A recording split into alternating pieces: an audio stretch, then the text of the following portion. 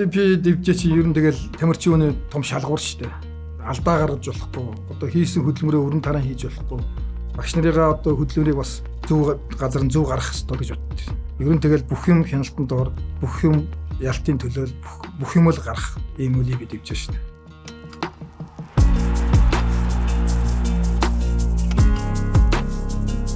Намайг орчуулмын 10 удах гэдэг жудогийн 60 кг барилддаг байсан. 1996 оны Атлантын Олимпийн 60 кг хүрэл медаль авч яасан. Даах 4-р ангид ангийнхаа хэсэг нөхдийн хамт жудо хөр хичээлж эхэлсэн.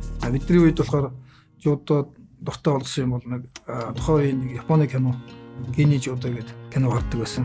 Тэрийг ангиараа үзээд тийм цагаан хувцастай энэ хүмүүсийг дүүрэж ингэ барилддаг болъё гэдэг. Тэгээд жудоогоор хичээлж эхэлсэн. Тухайд би болохоор Эрдэнэ дотод өсөж төрсөн. Тухайд манай Эрдэнэд Оросууд их байсан. Тэгээд Оросууд бас тэр жудоогоор хичээлдэг байсан. Тэгээд Оросуудыг тэр сексэнд ороод хожиж эхлээд тухайн жижиг тэмцээнүүд медаль аваад ингээ ихснээрээ цааш жудоогоор өрөлж болох юм байна гэх. Тэгээ их урамшиж жудоогоор хичээлж эхэлсэн.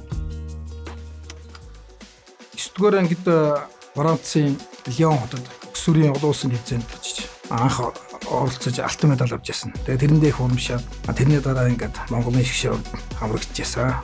90 шгшээгт ороод 93, 94, 95 онд Европын цуврал тэмцээний их явдаг байсан. Тэгээд хойд манай жингээ нэг номер Намура мөн Азагшвили одоо энэ Багиров би сая Европын 4 тэмцээн болдгоос дөрвөлнгээс нь медаль авч яасан. Эхний 3 тэмцээнд медаль аваад ингээд өөрийгөө хэрэх боломжийн цаашаа би ер нь тийм нэрв байхгүй дандаа өөрийгөө тийм амраж чаддаг. Ямар сандаа багш нар одоо нэг барилдаанаас нөгөө барилдааны хооронд би амарч унтцдаг. Тэгээ багш нар нөгөө нар унтахыг усгаа гэх ингэ дууддаг гэсэн. Ямар ч нэрв өгдөг гэсэн. Тэр утгаараа ч гэсэн тэгээд өрсөлдөгчдөөрөө барилдахад одоо нэг тийм бэрх асуудал байдаг байсан. Ерөнхийдөө би бол аюу сайн өөрийгөө боромтой болцсон байна гэж бодож байсан. Тэгээд ер нь бол Европын тэмцээнүүдэд барилдсан хүмүүстэйгээ барилдаа үдсэн байсан болохоор тэгээ Олимпиад медаль авнаа гэж өөрөө бодож байсан. 5 дойрог өрөлдсөн. Эхний дойрог бол Порто Рико. Порто Рикогийн тамирчин бол би нэг амархан очино гэж бодож байсан. Тэгээ тэр утгаараа эхний дойрог таараад цэвэрлэжсэн. Энэ Донохо чинь тэр жил Европын бүх тэмцээнд төрүүлсэн. Айгүй мундаг сайн тамирчин. Хамгийн надтай энэ зоон дотроо барилдах, гүрүү дотроо барилдах хамгийн хэцүү энэ Английн Донохо байсан. Тэгээд урд нь би Германы цуврал тэмцээнд мөнгөн медаль авсан. Гэхдээ зооны аврагын төлөө Донохог цэвэр хоцсон байхгүй юу. Донохог болохоор би хоккеймлгээр хоцсон. Энэ нь болохоор Монголын одоо классик техник хийж болдгоо Монголын одоо суулгах юм гэхээр хоцсон. За 3 дахь энэ Узбекийн Мухтар Узбекистаны энийг урд нь би бас Аз мазд бас таараад хождог байсан. Мухтарыг би урдуур надад нэхийхтэн би тэрийг гаргаад Чимото нэхэр цэвэрлэжсэн. Семифинал багш гişэд Японы Олимпийн 3 удаагийн Намуратад гарсан. Намуратад би Чехийн олон улсын тэмцээнд нэг хожигдсон. Намураг их техниктэй хурдтай энэ нэг ер нь техникийг тогтоож барилдахгүй бол нэг салхи шиг ингээд хурдтай ордог болохоор эвгүй мэдээ гэж боддог байсан. Тэгээ багш нартайгаа зөвлөдөөд ер нь би дотор бол нэг шийдсэн мэхэл хийж бодчихсон. Хөмөрх би Учимото хийгээд миний хөмрөөг ингээд гаргаад намайг цэвэрлэжсэн. Гэхдээ гуниглаагүй. Дараагийн барилдаанд бодогдсон. Багш нар болохоор нөгөө дивжин дээр Вазагишвили Багиров 2 5 минут яг хоорондоо тагаад усл үзээд тэг бүр хоёулаа ядраад орсон. Би яг тэрийг өөрөө нүдээр харж байсан болохоор би идэвхтэй сайн ажиллах юм бол Багировыг ядрааж очих юм байна гэсэн байдалтай. Над ямар нэгэн аргаар хожино. Гэхдээ би энэ Багировтой бас Польшийн тэмцээнд хожигдсон байхгүй юу. Мехийг мэддэг. Тэр мехийг би бол мэддэг учраас нэгд хийлэхгүй. Хоёрдугаар би одоо өөрөө мехийг хожиндоо урд нь олон улсын тэмцээнд дэлхийн аварга Японы Токуно яг энэ мэхээр би хожиж алтан медаль авч ирсэн байхгүй юу.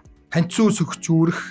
Тэгээ ханцуу сөхөд хоод үлдсэн хөлнөөс өмд өрөөд тэгээд акробат хийгээд унж байгаа мэх. Нэг доор одоо дөрвөн үйлдэл хийж байгаа. Гар, хөл, нуруу тэгэл өнкрөл акробат. За тэгээд ялчаад ингэж үсэлснээ би бол мэдээгүй. Тэгээд шүүгчи яг Япон гэл заасныг ингэж хараад тэгэл энэ дотор ингээл юу болж байгааг мэддэхгүй ингээл эргэлцдэг юм байна. Хойд. Ер нь бол тэгээд Олимпиад дивжин дээр энэ мундагчуулалтаа ингээд медалийн тавцан зогсно гэдэг чинь бас энэ миний хувьд бол ерөөсөө бахархал байдаг. Яагаад гэвэл энэ тамирчин бол Олимпиос медаль авах оргилд нь өрөх одоо тийм л зорилго агуулсан байдаг учраас энэ хүмүүстэй цуг ингээ нэг дор зогсож байгаадаа би бахархаж явдаг одоо. Тэгээд энэ төрлүүдээс медаль өгөө ганцхан жудогоос 60 кг хэмжээнд би монголчуудад төлөөж ганцхан медаль авсан. Тэгээд бүгд л баяртай байсан, бүгд л баяр хүргэжсэн.